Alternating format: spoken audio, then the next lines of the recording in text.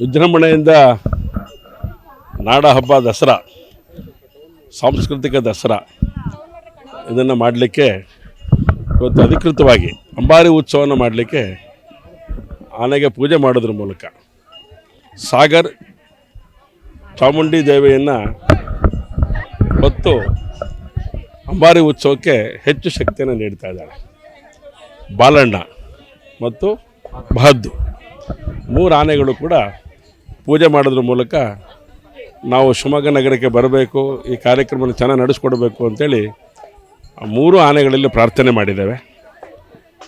ಈಗಾಗಲೇ ಅದಕ್ಕೆ ಸಂಬಂಧಪಟ್ಟಂಥ ಅಧಿಕಾರಿಗಳು ಇದಕ್ಕೆ ಪೂರ್ಣವಾದಂಥ ಏನು ಆಗಬೇಕು ಅದನ್ನೆಲ್ಲ ಯೋಚನೆಯನ್ನು ಮಾಡಿ ಆ ಒಂದು ಅಂಬಾರಿ ಉತ್ಸವಕ್ಕೆ ಶಕ್ತಿಯನ್ನು ಧಾರೆ ಎರಿತಾ ಇದ್ದಾರೆ. ಇವತ್ತು ನಾವು ಆಯುಕ್ತರು, ಈ ಹಿಂದೆ ಯಾರ್ಯಾರು ನಗರ ಪಾಲಿಕೆ ಸದಸ್ಯರಾಗಿದ್ದರು ಅವರೆಲ್ಲ ಪ್ರಮುಖರು, ಸದಸ್ಯರುಗಳು, ಉಳಿದಂತೆ ನಾಗರಿಕರು ಒಟ್ಟಿಗೆ ಸೇರಿ ಈ ಒಂದು ಉತ್ಸವಕ್ಕೆ ಚಾಲನೆ ಕೊಡಬೇಕು ಅಂತೇಳಿ ಆಹ್ವಾನ ಕೊಡಲಿಕ್ಕೋಸ್ಕರ ನಾವು ಬಂದಿದ್ವಿ. ಆಹ್ವಾನವನ್ನು ಕೊಟ್ಟಿದ್ದೇವೆ, ಬರ್ತೀವಿ ಅಂತ ಅವ್ರು ಹೇಳಿದ್ದಾರೆ. ಹಾಗಾಗಿ 12ನೇ ತಾರೀಕಿನ ಅಂಬಾರಿ ಉತ್ಸವ ಅತ್ಯಂತ ಚೆನ್ನಾಗಿ ಆಗತ್ತೆ ಅನ್ನೋದಕ್ಕೆ ಇವತ್ತಿನ ಪೂಜೆ ಸಾಕ್ಷಿ ಅಂತೇಳಿ ನಾನು ಭಾವಿಸ್ತೇನೆ. ಈ ಸರಿ ಜಂಬೂ ಸವಾರಿ ಸಾಗರ್ ಯಾವತ್ತೂ ಕೂಡ ಇದು ಮಾಡ್ಕೊಂಡು ಬರುತ್ತೆ. 3 ಗಂಡಾನೆಗಳು ಈ ಬಾರಿ ಬರ್ತಾ ಇರುತ್ತದು.